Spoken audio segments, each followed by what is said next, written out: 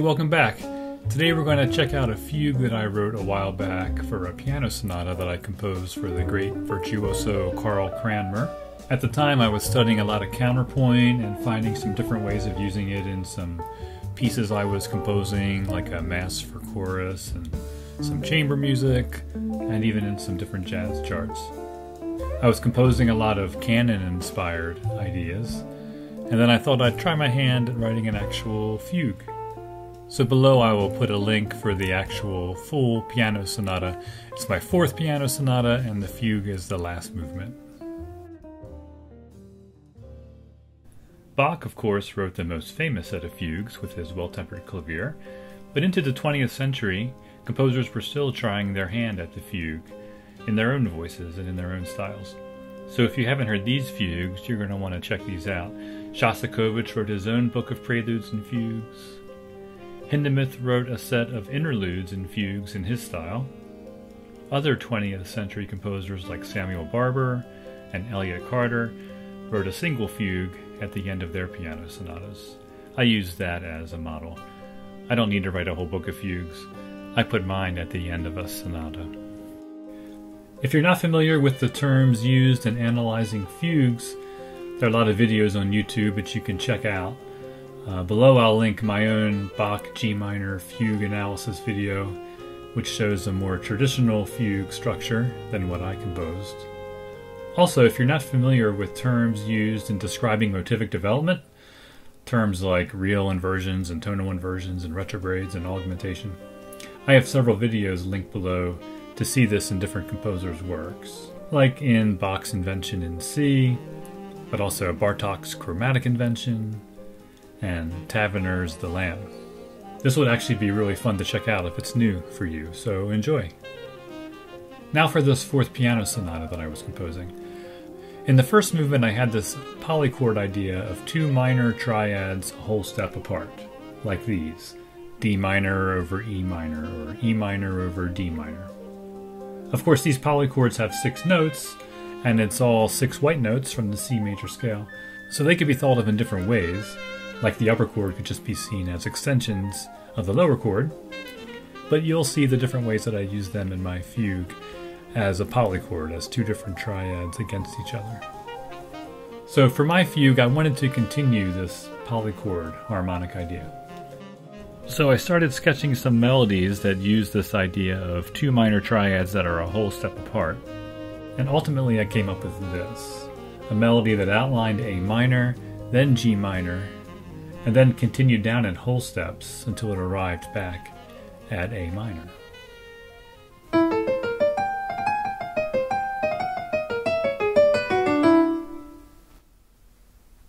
So that had a character about it that I really liked, sort of reminiscent of Barber's fugue, kind of jazzy and rhythmic.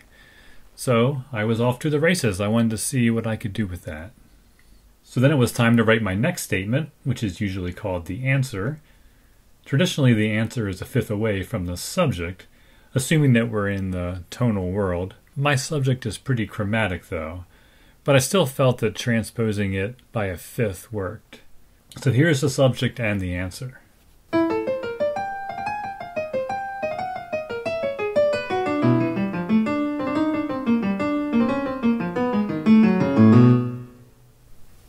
Now I had to decide whether or not I wanted the first voice to do a counter subject. If so, it would need to be an idea that I would return to throughout the piece. So I tried this out. I wrote this little idea that went along with the answer, which they usually do in a fugue. So here's the counter subject.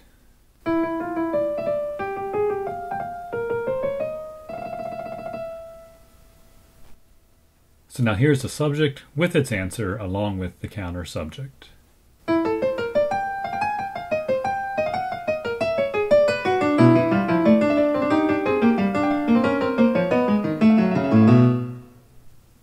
Okay, so after the third voice entered, there's lots of things I want to show you about how I developed the subject.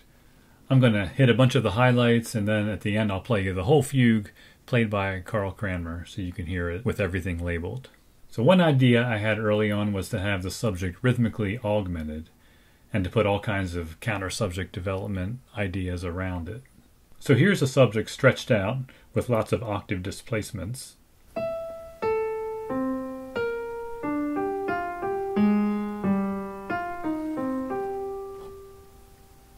And here it is again with all the counter-subject development all around it. Hopefully you can follow the arrows and keep an eye on the subject.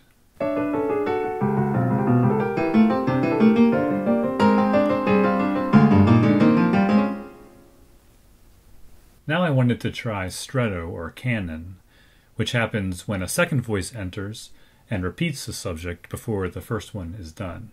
So now for all these things coming up, I experimented with lots of different ways of doing them before settling on the final form. If you want to use these techniques, you have to first make sure that they work with your subject. So I had lots of drafts and sketches and files of how my subject would sound using these different techniques. So strettos seemed to work great if I brought in the second voice 2 beats after the first. That way I could continue my idea of having 2 minor keys a whole step apart, because they would line up that way. Hopefully you can see that here. The first voice goes from A minor to G minor, then the second voice enters in A minor against that G minor, then it's in G minor against the F minor, etc. Here's what that sounds like.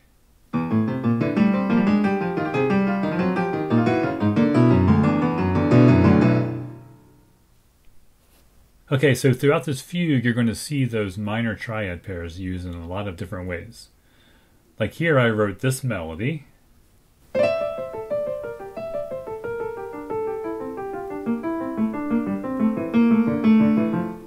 which I set as a canon between the hands.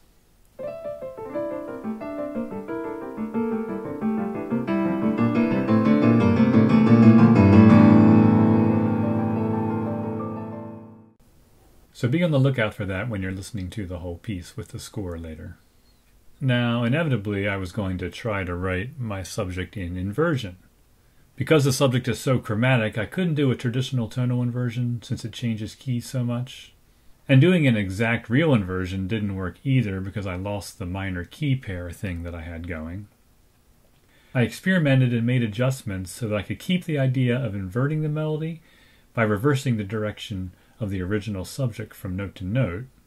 So my version of an inversion came out looking like this. All the way through, the notes are moving in the opposite direction of the original, but holding to the minor key pattern. A bit unconventional for sure for a typical fugue.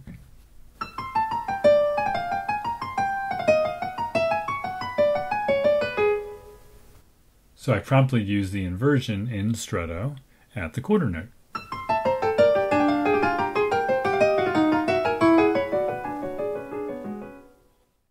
Sometimes I augment the subject in octaves like this.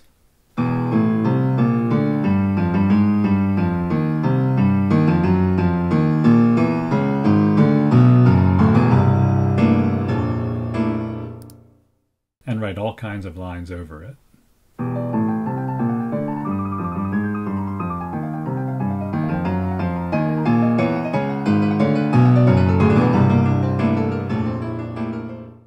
This passage is loaded with counter-subject development. So one voice plays the counter-subject, another plays it at half speed in augmentation, but also in inversion. A third voice plays it at double augmentation, so the eighth notes from the original counter-subject are now half notes. There are quite a few octave displacements as well. This was a lot of fun to compose.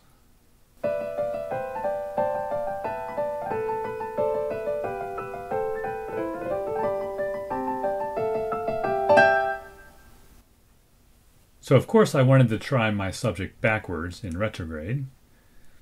What worked best for my taste was to maintain the rhythms of the subject in its original version, but have the pitches of the melody go backwards.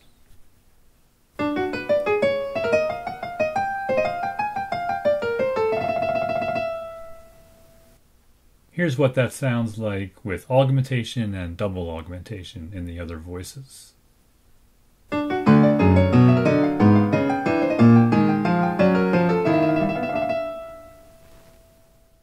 Here's an idea I stole directly from Barber's sonata. The subject is stated in one voice.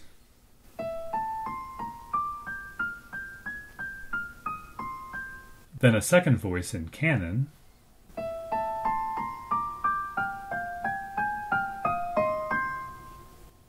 You start getting some interesting combinations of pitches. Then I added a third voice in augmentation.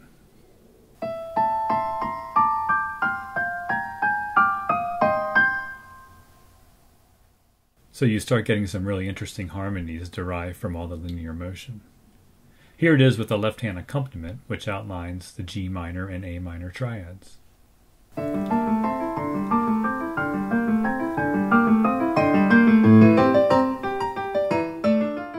There's some thunderous octave cannons that happen towards the end of the fugue.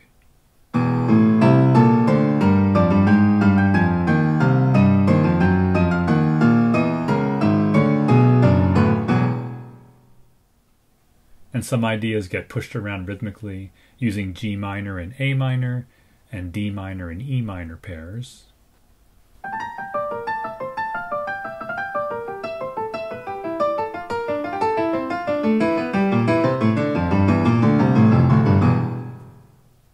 I also mess around with what it would sound like to ascend through the minor keys instead of descending.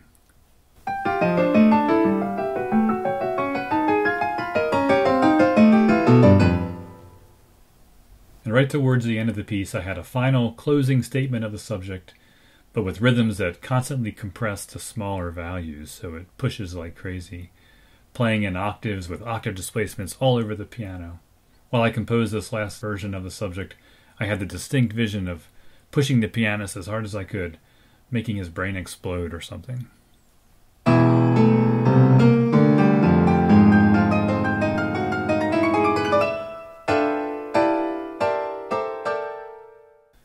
Okay, so I guess if you're still watching, you're ready to hear the whole fugue played by Carl. Here it is with everything labeled.